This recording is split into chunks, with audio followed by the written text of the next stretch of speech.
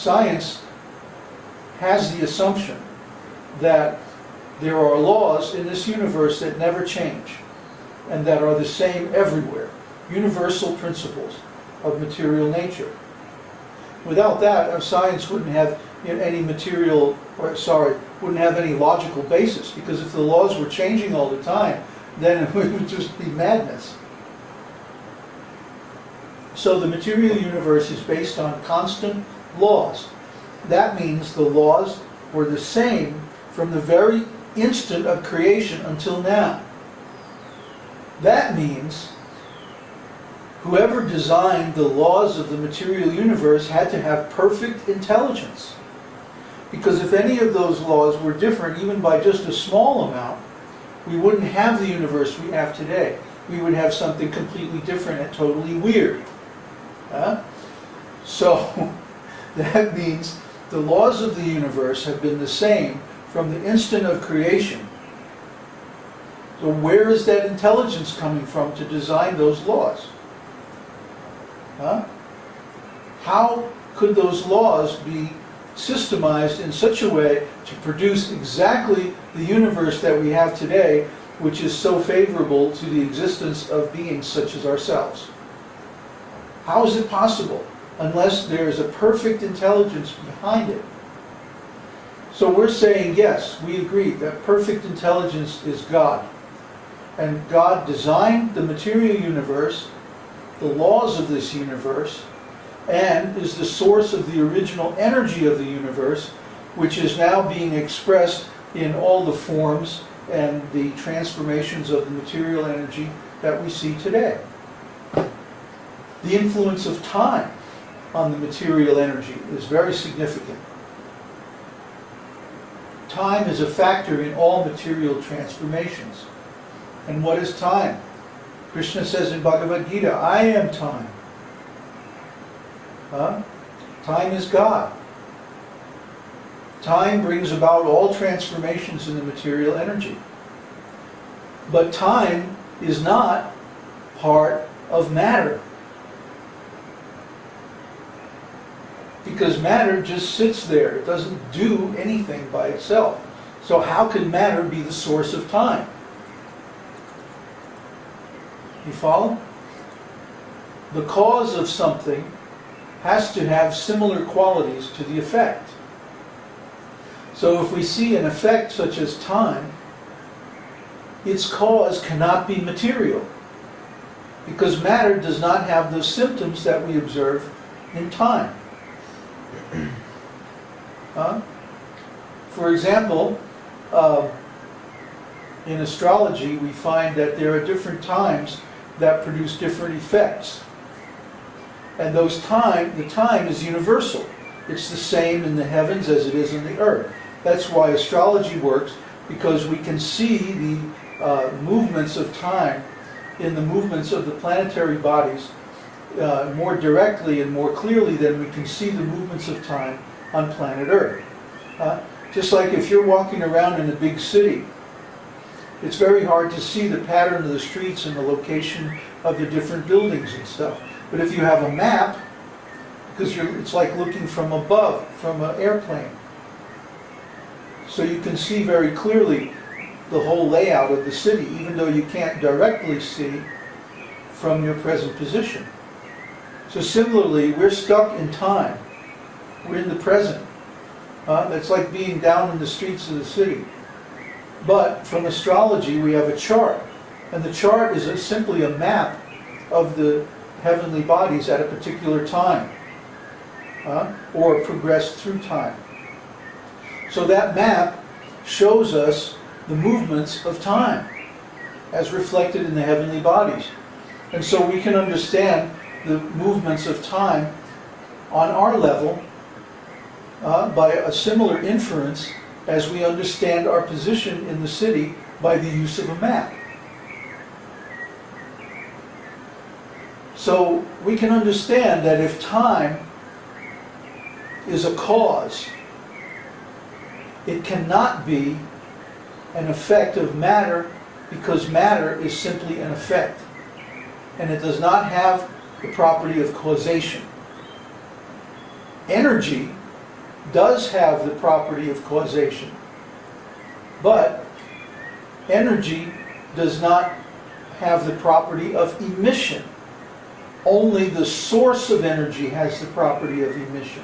So when we see that time is causing so many transformations and affects both energy and matter, then we can know that neither matter nor energy can be the source of time. You see, we have to think through these things. We have to use our intelligence to understand what is the cause and what is the effect. Time is the senior cause within the material world. It is only due to the influence of time that the three modes of material nature are able to agitate the material energy and cause their different effects. And these effects are of three kinds: goodness, passion, and ignorance. And the difference between those three kinds of influences is that the effect of the mode of goodness is to purify things and move them towards spiritual realization and consciousness. The effect of the mode of passion is to cover the spiritual intelligence and make it think that the cause of everything is the material energy. And the effect of the mode of ignorance is to cover the intelligence so completely that one thinks that he is the material energy. So we can understand by the consciousness that's the result of these different theories which mode of nature is behind those theories. When we hear a theory like the Vedic theory that the Supreme Lord is the original cause of all manifestations, all energies, time, and the laws of the material world, if one accepts this theory, he moves closer to God realization, closer to self-realization, closer to enlightenment. Therefore, this theory originates from the mode of goodness.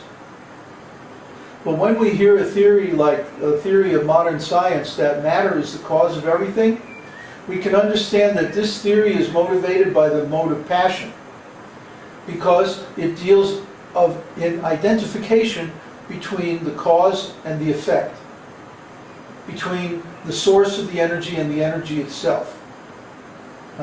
They actually reverse everything, and they say matter is the cause of life, instead of life is the cause of matter. So we can understand that these kind of theories are motivated by a desire for material enjoyment, and to see matter as the cause and the be-all and end-all of everything. No, ignorance is when somebody says, "Oh, who cares what the cause of the material world is? Just have another beer, man." That's ignorance. That's also a theory. That theory states that it doesn't have it. We don't need no stinking theory, man. It's a meta theory. What's that? A meta theory. It's a meta theory. You're right. Ignorance is a meta theory. We don't need ignorant. We don't need, yes, absurd. It's totally absurd. So they think that life is absurd. They think that knowledge is useless. And they think that intelligence or the exercise of reason is just a waste of time. That's the theory of people motivated by the mode of ignorance. Yes, they're all very popular because most people are influenced by those modes. And we can see these modes active in different schools of Speak philosophy. up, nobody can. Yeah. If you're going to talk, then come over here. Yeah. And we can see these different modes acting in the different theories of philosophical schools, like Zen Buddhists, for example. They are a complete representation of the mode of ignorance, because they don't use logic, they don't have an explanation, they don't care about the cause of creation, who maintains this universe, how the material world is destroyed and created, and so they just stare at the wall and say, well, basically it's all one. We don't care. We've got the answer. So this is a good example how the mode of ignorance is put into some high-sounding words in order to attract people's attention. Well, let's take a look at the Zen Buddhist theory. The Buddhist theory says that basically nothingness or emptiness, shunyata, is the absolute. And the reason they give for this, when you can get them away from looking at the wall, they say that nothingness has no cause or source.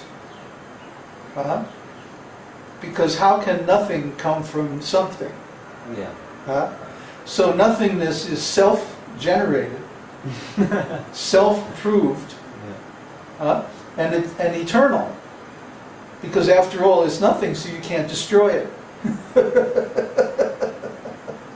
So these are these are called